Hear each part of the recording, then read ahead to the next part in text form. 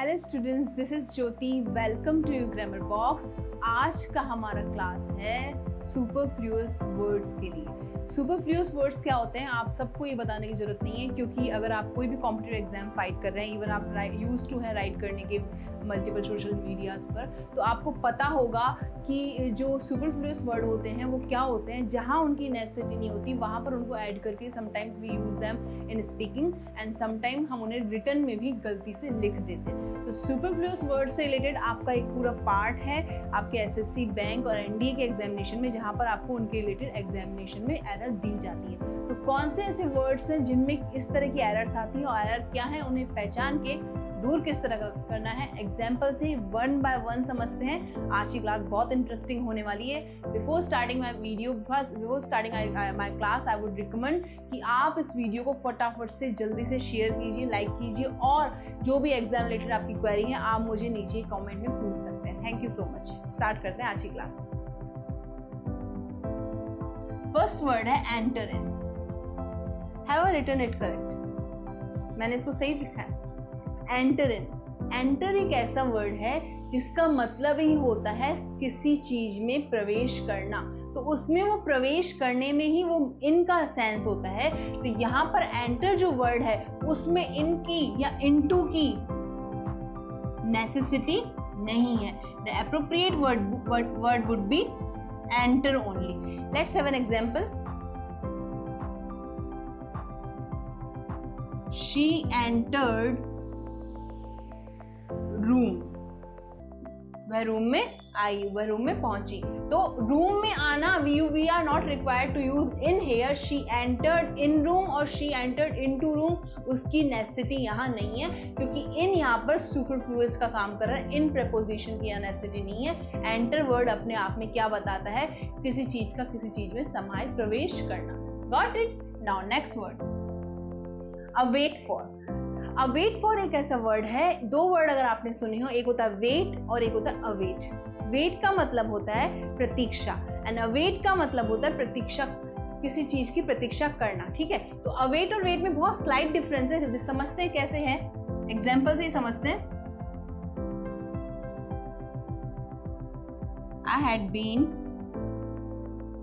Awaited this moment.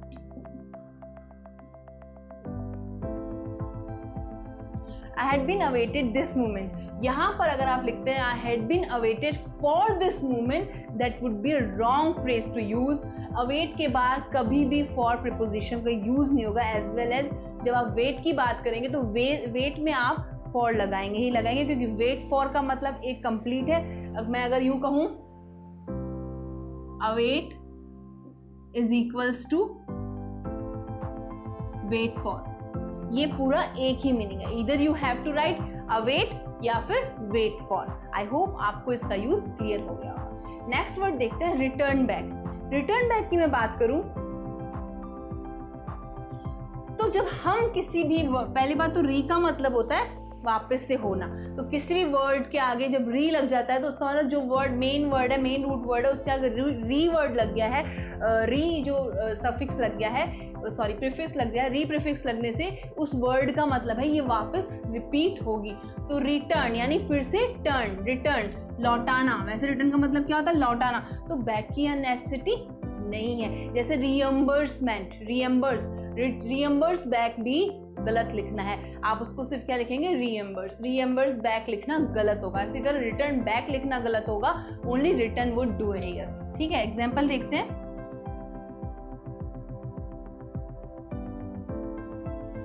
He returned my book. उसने मेरी किताब लौटा दी। He returned back my book एक रॉन्ग फ्रेज है। रिटर्न बैक कहना अपनी बुक के लिए एक रॉन्ग फ्रेज होगी। He returned my book is a complete meaning for the word return. जो भी ऐसे वर्ड हैं जिनके आगे अगर आप, जैसे एक रिगेन वर्ड होता है ना, रिगेन वर्ड के साथ आप अगेन नहीं लगा सकते। ठीक है, अगेन रीगेन नहीं लगा सकते। ऑलरेडी उसमें री वर्ड यूज होता है, उसका अगेन भी आप नहीं। रिट्रीट वर्ड होता है, रिट्रीट में भी आप अगेन, रिट्रीट अगेन नहीं लगा सकते। ये कुछ ऐसे वर्ड सेट है जो अपने आप में कंप्लीट मीनिंग दे रहे हैं, लेकिन जैसे कि हम यूज करते हैं इनको कई बार बैक का वो लगा लेते हैं। नेक्स्ट वर्ड है फाइनल कंक्लूजन। वर्ड से ही पता चल रहा है। इसमें मुझे ज़्यादा एक्सप्लेनेशन देने की जरूरत नहीं है। एक्सप्लेनेशन देने की इसलिए ज़रूरत नहीं है क्योंकि इसका मतलब है क्या कि जो कंक्लूजन जो मतलब है, इसका मतलब यही है निष्कर्ष। कंक्लूजन मतलब ही क्या है? निष्कर्ष। तो निष्कर्ष तो हमेशा फाइनल ही होता है ना। किसी चीज का जो निष्कर्ष होता है, किसी चीज का जो कंक्लूजन होता है, दैट इज ऑलवेज फाइनल। आप उसमें फाइनल वर्ड लगा के क्यों उसको एग्जेग्रेट करेंगे? नहीं करेंगे। उसको सुपरफ्लूअस नहीं बनाना है, उसको एक्स्ट्रा नहीं बोलना है। तो final conclusion would be a wrong phrase. इधर वी कैन से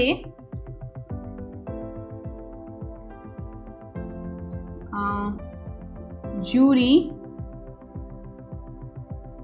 decided the conclusion of this part।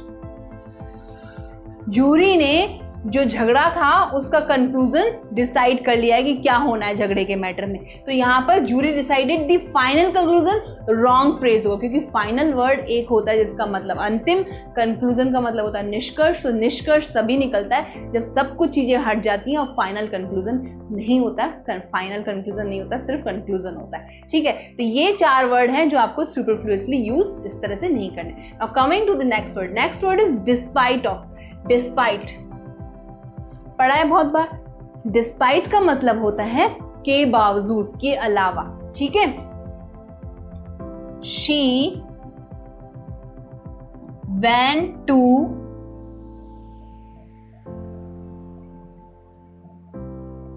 church despite my anger।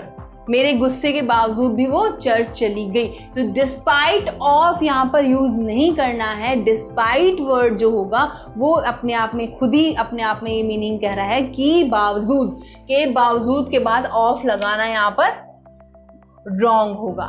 Clear है? डिस्पाइट हमेशा अकेला आएगा, डिस्पाइट ऑफ नहीं आएगा। Despite of my saying he did this work. Next word है हमारा कम अक्रॉस।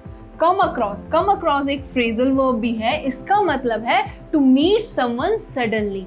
नाउ आपके एग्जाम में किस तरह से एरर आती है? आपके एग्जाम में आती है I met my friend come across, और I come across my friend suddenly. Sorry, met नहीं, I come across my friend suddenly. अब यहाँ पर जब आपने कम अक्रॉस कह दिया, जिसका मैंने अभी अभी आपको मीनिंग बताया, टू मीट समवन सडनली, तो किससे? अचानक मिलना ही जब अचानक हो गया तो सडनली का क्या नेसेसिटी? वहां पर कोई नेसेसिटी नहीं है। तो यहाँ पर कम अक्रॉस में अगर आप सडनली लिखते हैं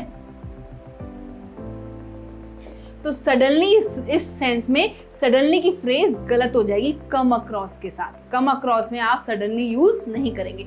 नेक्स्ट वर्ड देखते हैं एग्जैक्ट सेम। बोलते हैं कई बार ये एग्जैक्ट सेम वही ड्रेस है जो मुझे चाहिए थी, ये एग्जैक्ट सेम वही कलर है जो मुझे पसंद है। सही है, एग्जैक्ट सेम एक गलत फ्रेज है, गलत स्लैंग है जो आप यूज करते हैं, सुपरफ्लुअस है। क्यों? क्योंकि एग्जैक्ट का मतलब भी होता है हुबहू और सेम का मतलब भी होता है हुबहू। हुबहू हुबहू, ये वही हुबहू हुबहू कलर है, ये वही same to same colour. Same to same we do use as a pair, वहां हम इसको एक फ्रेज की तरह यूज कर सकते हैं। But exact same would do wrong, यहाँ पर गलत इंप्रेशन जाएगा एग्जैक्ट सेम।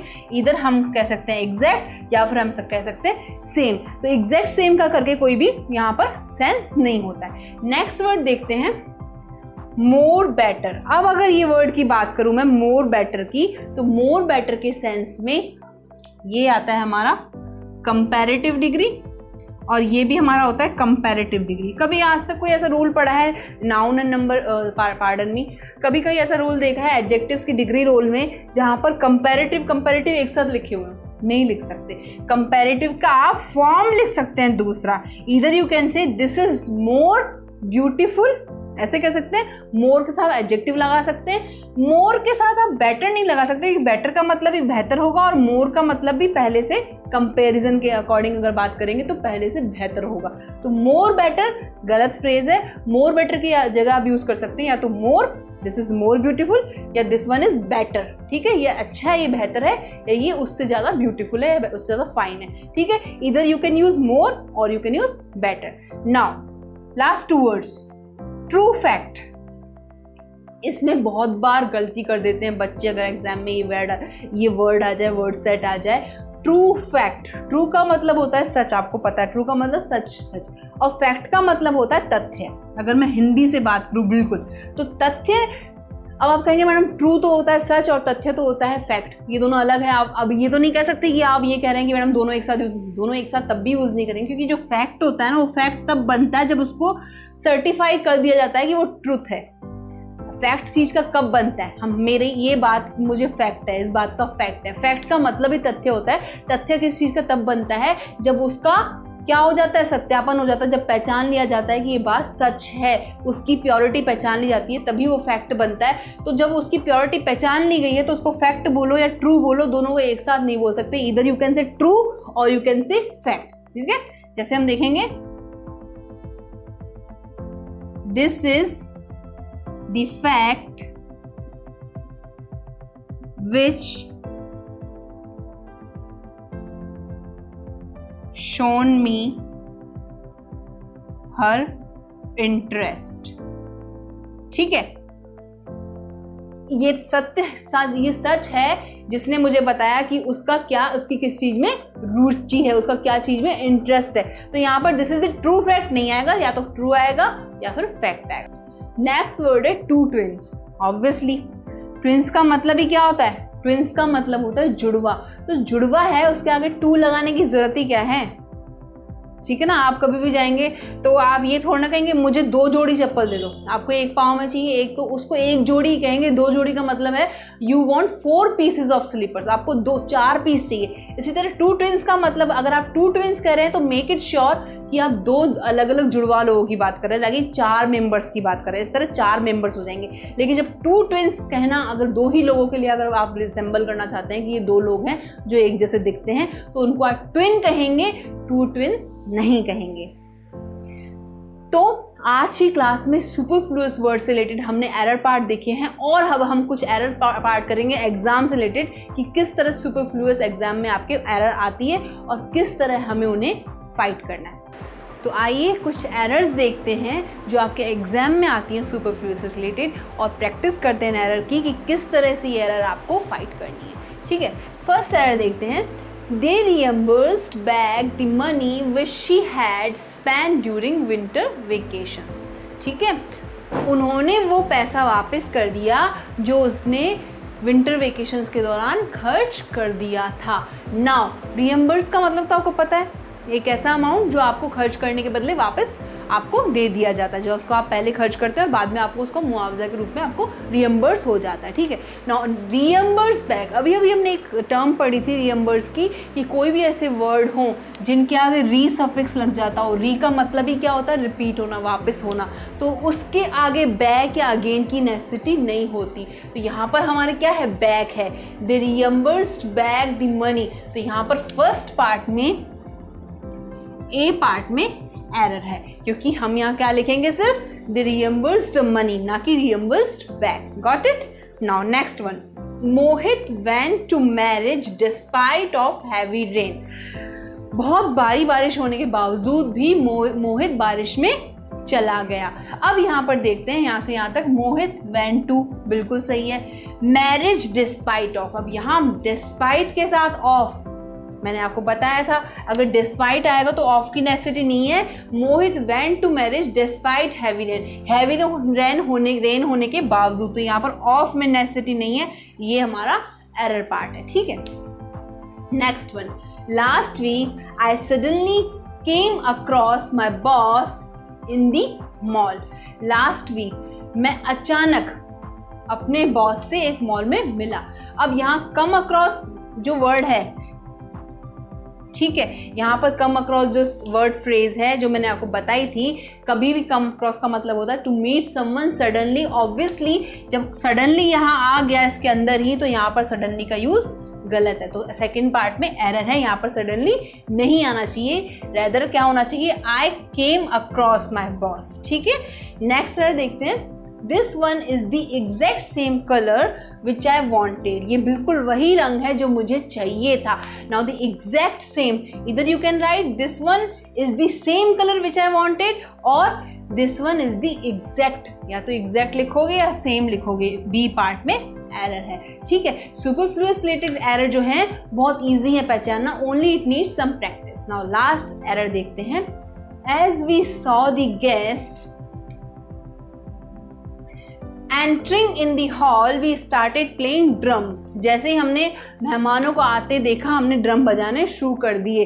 तो as we saw the guest entering in, यहाँ पर एंटर के साथ इन का यूज़ गलत है। एंटरिंग द हॉल बहुत ज़्यादा स्पीकिंग में तो मैं कहूँ बहुत ज़्यादा।